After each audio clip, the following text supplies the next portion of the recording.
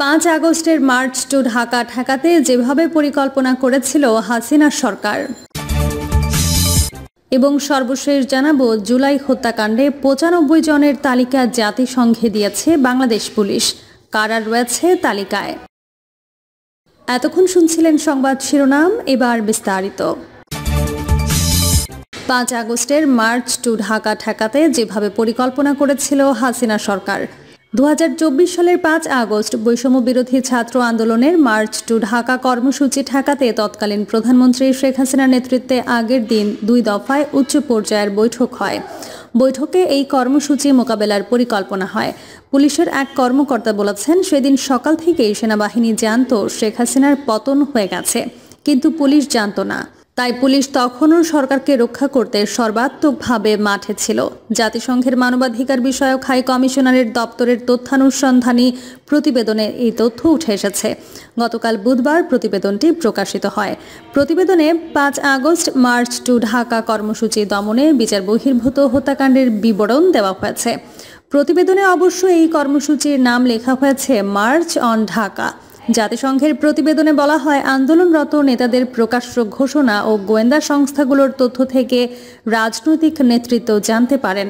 5 August ঢাকার কেন্দ্রস্থলে বড় প্রতিবাদ মিছিলের পরিকল্পনা করছেন আন্দোলনকারীরা।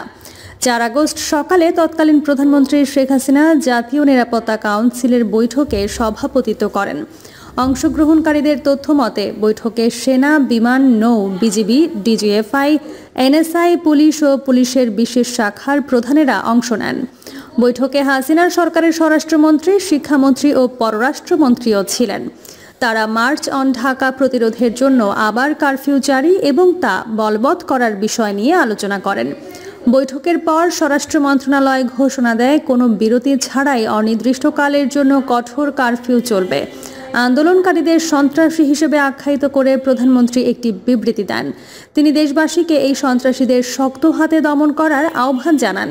আশুলিয়ার একটি ভ্যানে লাশ স্তূপ করছে পুলিশ, পরে লাশ পোড়ানো হয়। এই দৃশ্যগুলোর সত্যতা যাচাইকৃত ভিডিও থেকে জাতিসংঘের প্রতিবেদনে যুক্ত করা হয়েছে ছবি। জাতিসংঘের প্রতিবেদন থেকে নেওয়া 4 আগস্ট সন্ধ্যার পর প্রধানমন্ত্রীর বাসভবনে আরেকটি বৈঠক হয়। বৈঠকে প্রধানমন্ত্রী নিজে অংশ নেন। অন্য অংশগ্রহণকারীদের মধ্যে ছিলেন স্বরাষ্ট্রমন্ত্রী, সেনাবাহিনী, পুলিশ, র্যাব, বিজিবি, র্যাব ও আনসার ভিডিপির প্রধান, সশস্ত্র বাহিনীর বিভাগের প্রিন্সিপাল স্টাফ অফিসার ও সেনাবাহিনীর কোয়ার্টার মাস্টার জেনারেল। জ্যেষ্ঠ কর্মকর্তাদের তথ্য মতে বৈঠকে সেনাপ্রধান ও অন্যান্য নিরাপত্তা কর্মকর্তা ঢাকা রক্ষার বিষয়ে আবারও প্রধানমন্ত্রীকে আশ্বস্ত করেছিলেন। বৈঠকগুলোতে অংশ নেওয়া ঊর্ধ্বতন কর্মকর্তাদের তথ্য মতে বৈঠকে একটি পরিকল্পনার বিষয়ে ঐক্যমত্য হয়েছিল যে প্রয়োজনে শক্তি প্রয়োগ করে বিক্ষোভকারীদের ঢাকার কেন্দ্রস্থলে প্রবেশে বাধা দিতে পুলিশের পাশাপাশি সেনাবাহিনী ও বিজিবি মোতায়েন করা হবে। সেনাবাহিনী ও বিজিবি সাজোয়া যান ও সেনা মোতায়েন করে ঢাকার প্রবেশের পথগুলো অবরুদ্ধ করবে, বিক্ষোভকারীদের প্রবেশে বাধা দেবে। অন্যদিকে পুলিশ উচ্ছৃঙ্খল জনতাকে নিয়ন্ত্রণ করবে। শেখ হাসিনার ব্যক্তিগত নিরাপত্তা বাহিনী স্পেশাল সিকিউরিটি ফোর্সের তৎকালীন মহাপরিচালক 5 আগস্ট প্রথম প্রহরে বিজিবির মহাপরিচালককে পরপর 2টি হোয়াটসঅ্যাপ বার্তা পাঠান। সেই বার্তাগুলোর হার্ড কপি পেয়েছে OHCHR। এই হার্ড কপির তথ্য অনুসারে প্রথমটি ছিল একটি ফরওয়ার্ড করা সম্প্রচারিত বার্তা, যা আন্দোলনের নেতাদের বলে মনে হয়। এতে তারা ঢাকায় প্রবেশের পথগুলো সম্পর্কে আন্দোলনকারী ছাত্র জনতাকে জানিয়েছিলেন। দ্বিতীয় বার্তাটি প্রতিরক্ষা আদেশের রূপরেখার একটি ভিডিও রয়েছে বলে মনে হয়। এতে প্রতিরক্ষার প্রথম ও দ্বিতীয় লাইন, একটি তৃতীয় দূরপাল্লার ইউনিট, একটি ব্যাকআপ ইউনিট, একটি পশ্চাৎভাগের বাহিনীর কথা বলা হয়েছে। 5 আগস্ট সকালে সেনাবাহিনী ও বিজিবি সদস্যরা মূলত দাঁড়িয়েছিলেন। পরিকল্পনা অনুযায়ী তারা তাদের ওপর অর্পিত ভূমিকা পালন করেননি। একজন জ্যেষ্ঠ কর্মকর্তা সাক্ষ্য দিয়েছেন, সেনাবাহিনী যে বাহিনী মোতায়েন প্রতিশ্রুতি দিয়েছিল সেটা তারা মোতায়েন করেন। আরেকজন জ্যেষ্ঠ কর্মকর্তা বলেছেন, বিজিবি প্রতি ঘন্টায় বিভিন্ন প্রবেশ পথ দিয়ে প্রায় 10,000 থেকে 15,000 বিক্ষোভকারীকে ঢুকতে দিয়েছে, যা তাদের নিয়ন্ত্রণ করার কথা ছিল। তৃতীয় একজন জ্যেষ্ঠ কর্মকর্তা তখনকার পরিস্থিতি স্মরণ করে বলেছেন, সিসিটিভি ফুটেজে 500 থেকে 600 বিক্ষোভকারীকে সেনাবাহিনীর বাধা ছাড়াই উত্তরা থেকে ঢাকার কেন্দ্রস্থলের দিকে আসতে দেখে তিনি বুঝতে পেরেছিলেন কিছু একটা গড়বড় হচ্ছে। চতুর্থ আরেকজন জ্যেষ্ঠ কর্মকর্তা ব্যক্তিগতভাবে প্রধানমন্ত্রীকে ফোন করে জানিয়েছিলেন, পরিকল্পনা অনুযায়ী কাজ হচ্ছে না। মার্চ অন ঢাকা থামাতে বিক্ষোভকারীদের শহরের কেন্দ্রস্থলে পৌঁছাতে বাধা দিতে তখনও পুলিশ অনেক জায়গায় বিক্ষোভকারীদের ওপর প্রাণঘাতী গুলি চালাচ্ছিল। পুলিশের একজন কমান্ডার ব্যাখ্যা করে বলেছিলেন, সেদিন সকাল থেকেই সেনাবাহিনী জানত শেখ হাসিনার পতন হয়ে গেছে, কিন্তু পুলিশ জানত না। তাই পুলিশ তখনও সরকারকে রক্ষা করতে সর্বাত্মকভাবে মাঠে ছিল। OHCHR বিভিন্ন এলাকায় পুলিশের গুলি করার ঘটনা নথিভুক্ত করেছে। সবকটির ধরন ছিল একই। উদাহরণস্বরূপ, চানখারপুলে আর্মড পুলিশ ব্যাটালিয়নের কর্মকর্তারা এবং অন্যান্য পুলিশ রাইফেল থেকে প্রাণঘাতী গুলি করেছে। তবে শাহবাগের দিকে অগ্রসর হতে চেষ্টা করা বিক্ষোভকারীদের থামাতে তারা কম প্রাণঘাতী অস্ত্র ব্যবহার করেছে। একজন প্রত্যক্ষদর্শী বলেছেন, পুলিশ যাকে দেখেছিল তাকে লক্ষ্য করে গুলি চালাচ্ছিল। রামপুরা ব্রিজ পার হয়ে বাড্ডায় যাওয়ার চেষ্টাকালে বিক্ষোভকারীদের লক্ষ্য করে পুলিশ ধাতব গুলি ও কাঁদানে গ্যাস ছোড়ে। এতে শিক্ষার্থী বিক্ষোভকারীরা আহত হন। ওই এলাকায় সকালে গুলিতে আহত বেশ কয়েকজনকে হাসপাতালে ভর্তি করা হয়। আজমপুরে পুলিশের গুলিতে আহত 12 বছর বয়সী এক বালক বলেছে, পুলিশ সব জায়গায় বৃষ্টির মতো গুলি চালাচ্ছিল। কিভাবে সে ওই স্থানে অন্তত 1 ডজন মৃতদেহ দেখেছিল সেই বর্ণনা করেছিল। সাভারের আশুলিয়ায় পুলিশ বিক্ষোভকারীদের নিবৃত্ত ও আটক করতে প্রাথমিকভাবে তল্লাশি কেন্দ্র বসিয়েছিল। যখন আরও বেশি বিক্ষোভকারী দেখা যায়, তখন অন্তত প্রথম দিকে পুলিশ কম প্রাণঘাতী অস্ত্র ব্যবহার করেছিল, পরে প্রাণঘাতী গুলি ছোড়ে। একজন প্রত্যক্ষদর্শী অন্যান্য আহত বিক্ষোভকারীদের সাহায্য করতে গিয়ে ধাতব গুলিতে আহত হন। আওয়ামী লীগের সমর্থকরাও বিক্ষোভকারীদের লক্ষ্য করে গুলি চালান।